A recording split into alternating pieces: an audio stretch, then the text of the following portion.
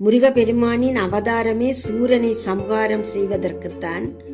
சூரனை அழிக்கும் பொருட்டு தனக்குள் இருக்கும் சக்திகளான இச்சா சக்தியான வள்ளியையும் கிரியா சக்தியான தெய்வ யானையும் விண்ணுலகத்திற்கு ஒருவர் பூலோகத்திற்கு ஒருவர் என்று அனுப்பி வைத்தார் முருகன்.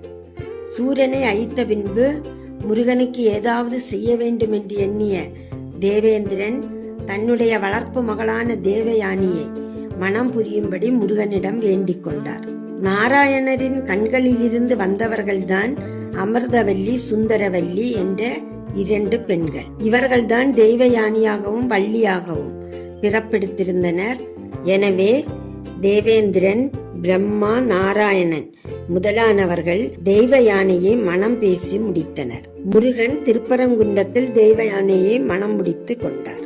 வள்ளியை காதலித்து திருமணம் செய்து கொண்டு திருத்தணியில் வந்து அமர்ந்தார். இந்த மகா கந்த சஷ்டியின் 7ஆம் நாள் திருக்கல்யாண வைபவம் மிக சிறப்பாக நடைபெறுகிறது.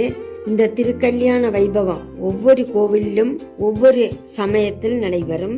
மாலை 6 மணிக்கு மேல் விரதத்தை பூர்த்தி செய்து கொள்ளலாம். இன்றும் ஷட்கோண தீபம் ஏற்றி வழிபடலாம். நைவேத்தியம் சர்க்கரை பொங்கல் அல்லது தயிர் சாதம் வைக்கலாம். இந்த ஆண்டு மகா கந்த சஷ்டி விரதம் இனிதாக முடிவு பெறுகிறது. இந்த கந்த சஷ்டியில் விரதம் இருந்து பிரார்த்தனை செய்தவர்களுக்கு கேட்ட வரத்தை முருகன் கண்டிப்பாக அளிப்பான். விரதம் எடுக்க முடியாதவர்கள் உண்மையுடனும் உள்ளன்போடு முருகனை பிரார்த்தித்து வேண்டிய வரங்களை பெற்றுக்கொள்வோம்.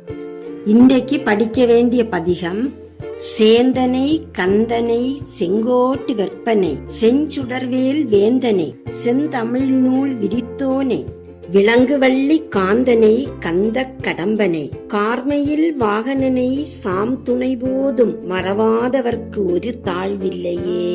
மீண்டும் ஒரு பதிகம்.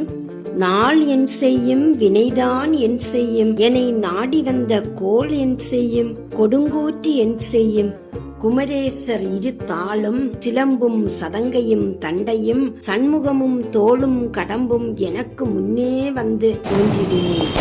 இந்த 2 பாடல்களை பாடி நீங்கள் பிரார்த்தனை செய்யுங்கள். முருகனருள் நிச்சயம் கிடைக்கும். நன்றி. தொடரும்.